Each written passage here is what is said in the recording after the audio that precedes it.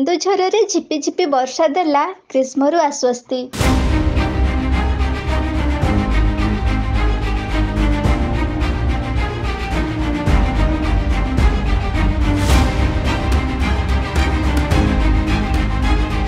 ଡହଡହ ଖରାରେ ସିଝୁଥିବା କେନ୍ଦୁଝର ସହର ଆଜି ଝିପିଝିପି ବର୍ଷାରେ ଆଶ୍ୱସ୍ତି ପାଇଛି।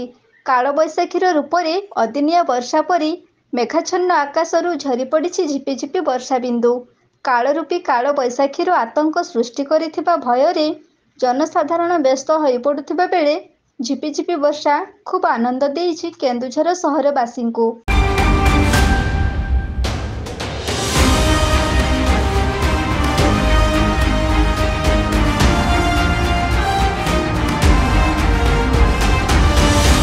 ଗ୍ରୀଷ୍ମର କାଳରୂପୀ ସୂର୍ଯ୍ୟଦେବ କିଛି ଦିନ ପୂର୍ବରୁ କେନ୍ଦୁଝର ସହରକୁ ନିଜ ଆୟତ୍ତରେ ବାନ୍ଧି ରଖିଥିଲା। ଡହଡହ ଖରାରେ ଅସହ୍ୟ କଷ୍ଟ ସହି ଜନଜୀବନ ଅସ୍ତବ୍ୟସ୍ତ ହୋଇପଡ଼ୁଥିଲେ। ରାତି ପାହି ସକାଳ ହେଲା ମାନେ ଦେହରୁ ଝରି ଆସୁଥିଲା ଗମଗମ ଝାଳ। ଟାଇଁ ଟାଇଁ ଖରା ଜାଳି ଦେଉଥିଲା ନିରୀହ ମାଟିର ପରିବେଶକୁ। ଖରାରେ ବାହାରକୁ ବାହାରିବା ପାଇଁ ଲୋକମାନେ ଭୟ କରୁଥିଲେ। ଅସହ୍ୟ ଗରମରେ ଛଟପଟ ହେଉଥିଲେ ଜନସାଧାରଣ।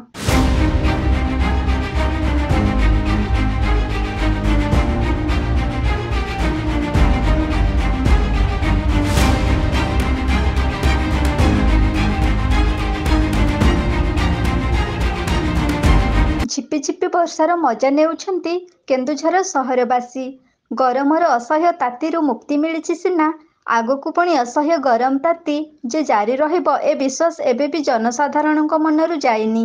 ତଥାପି ଆଜିର ଏ ଝିପିଝିପି ବର୍ଷା ସହରକୁ ଖୁବ୍ ଶାନ୍ତି ଦେଇପାରିଛି ବୋଲି ଜଣାପଡ଼ୁଛି।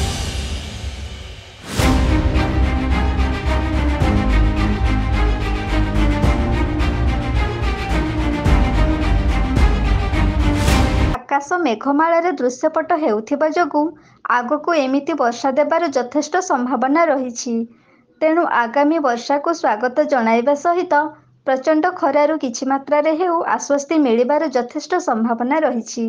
ସେହି ବର୍ଷାର ଆଗମନକୁ ଅପେକ୍ଷାରେ ଚାହିଁ ରହିଛନ୍ତି କେନ୍ଦୁଝର ସହରବାସୀ।